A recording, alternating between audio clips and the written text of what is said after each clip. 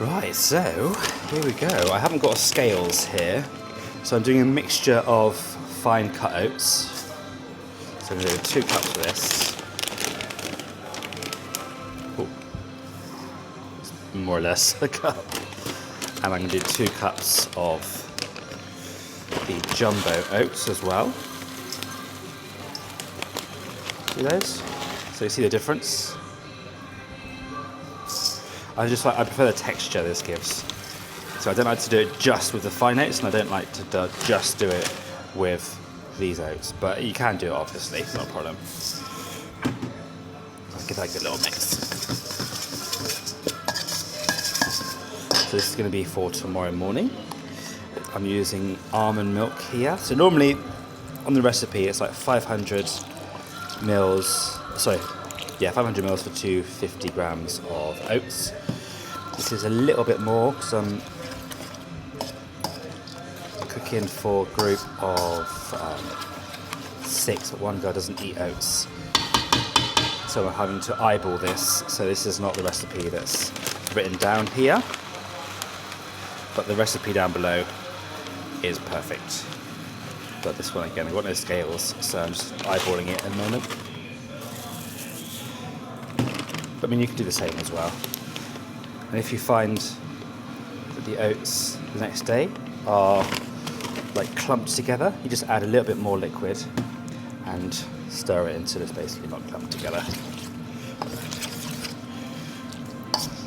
So by looking at this, I know that by tomorrow will be quite solid. That would be solid. So I am going to add all of the almond milk.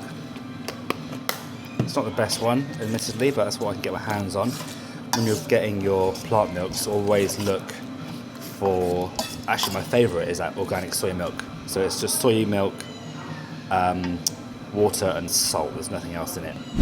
This one's an almond milk and it's got a bit of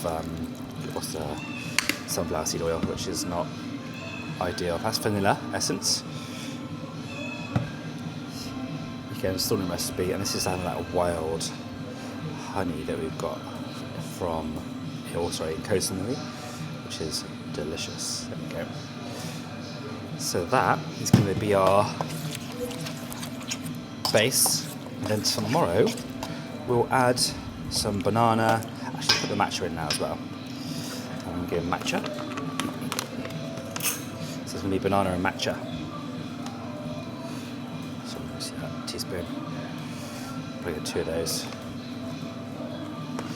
Lovely. This will get them going. This is for the hike.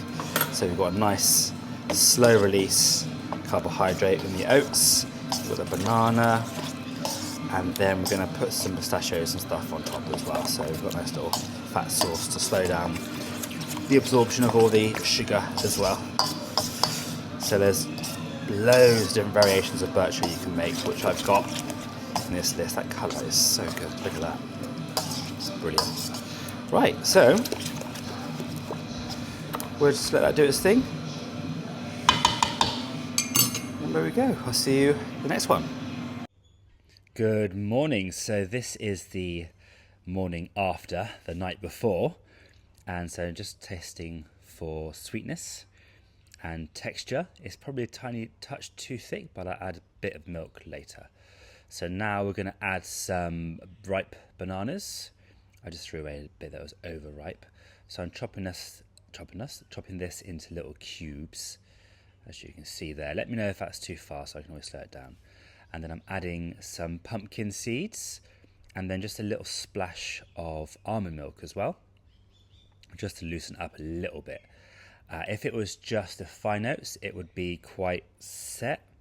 So because we've done half and half fine oats and half jumbo oats, it's a little bit more wet or malleable, which you can see here. So now I'm just giving it a good mix. I'm happy with the sweetness. I think I'll taste it again in a minute just to check. But as you mix it up, the bananas break down a little bit as well, so it gives it a bit more sweetness. This is a big batch, so if I was at home, I would actually add the banana like every morning or afternoon when I want it, because if you add all the banana in at the beginning, it won't keep as long. The banana sort of oxidizes and goes a bit brown if you keep it for too long. Now I thought I'd show you how to chop the mango as well. So I'm adding this to the top of the Matcha as a garnish. So I've peeled it. I took that little bottom off to create a stable platform to be able to chop it. And as you can see here, I'm doing some cubes, but you can slice it however you like. Ended up doing quite a few mangoes. So here we go, doing lots of little cubes. And then this, you can squeeze some lime juice over the top as well and keep it for a few days easily. Here the mangoes are amazing and they're really cheap. Depending on where you are, will depend on the price of your mangoes basically. But these are lovely. And that's how you do it. Easy peasy. And then I take the top off. I actually eat these bits myself. And then you can trim around the seed or eat it, up to you.